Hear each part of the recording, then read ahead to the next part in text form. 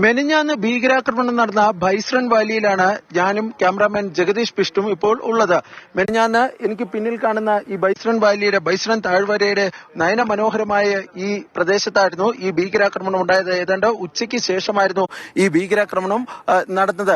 ഈ ബൈസ്രൺ വാലിയുടെ ഈ തുടക്കത്തിൽ ഒരു പ്രവേശന കവാടമുണ്ട്. ആ പ്രവേശന കവാടത്തിൽ ടിക്കറ്റ് ഒക്കെ വാങ്ങി വേണം ഉള്ളിലേക്ക് പ്രവേശിക്കാനുള്ള. അതിന്റെ തൊട്ടടുത്തായി തന്നെ ഒരു മാഗി ഷോപ്പ്, അതായത് ലഘുഭക്ഷണവും മറ്റും വിതരണം ചെയ്യുന്ന ഒരു മാഗി ഷോപ്പ് ഉണ്ടായിരുന്നു. ഇവിടെ കടന്നു വരുന്നവർക്ക് ഭക്ഷണം കഴിക്കുന്നതിനുള്ള ലഘുഭക്ഷണത്തിന് വിതരണം ചെയ്യുന്ന സ്ഥലമായിരുന്നു.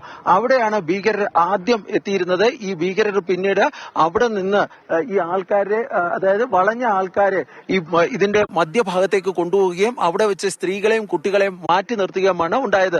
തുടർന്നാണ് ഈ വെടി ഉതിർത്തതെന്നാണ് ഇപ്പോൾ ഈ അന്വേഷണത്തിൽ പ്രാഥമികമായി, അതായത് ദൃക്സാക്ഷി മൊഴികളിൽ നിന്നും മറ്റും വ്യക്തമാകുന്നത്.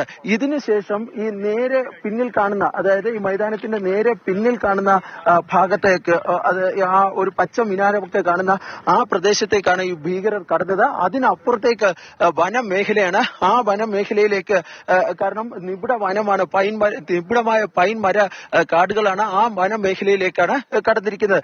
നിലവിൽ ഈ ബൈസ്രണിൽ ഈ വലിയ തോതിലുള്ള ഈ സുരക്ഷാ ക്രമീകരണങ്ങളാണ് ഏർപ്പെടുത്തിയിട്ടുള്ളത്. CRPF-നാണ് സുരക്ഷ നൽകിയിട്ടുള്ളത്. ആരെയും ഈ താഴ്വാരത്തിന്റെ ഉള്ളിലേക്ക് പ്രവേശിപ്പിക്കുന്നില്ല.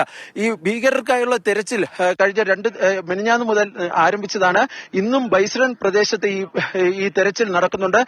സൈന്യം, അതുപോലെ തന്നെ CRPF, JNK പോലീസ് എന്നിവരാണ് ഈ തെരച്ചിൽ നടത്തുന്നത്.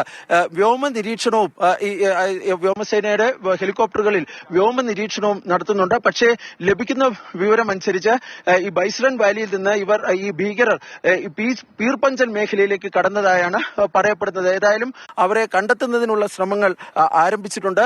ഈ ബൈസ്രൺ വാലി നിലവിൽ ശോകമൂകമാണ്. ശ്മശാന സമാനമായ അന്തരീക്ഷമാണ് നമുക്കിവിടെ കാണാൻ കഴിഞ്ഞത്. തന്നെ അന്നത്തെ ഈ അപകടത്തിന് ശേഷമുള്ള രക്തത്തുള്ളികൾ ഉൾപ്പെടെ, അതായത് രക്ഷാപ്രവർത്തനത്തിന് ശേഷം അവിടെ ഉണ്ടായിരുന്ന ഈ രക്തത്തുള്ളികൾ ഉൾപ്പെടെ നമുക്ക് അവിടെ കാണാൻ വേണ്ടി കഴിഞ്ഞിരുന്നു.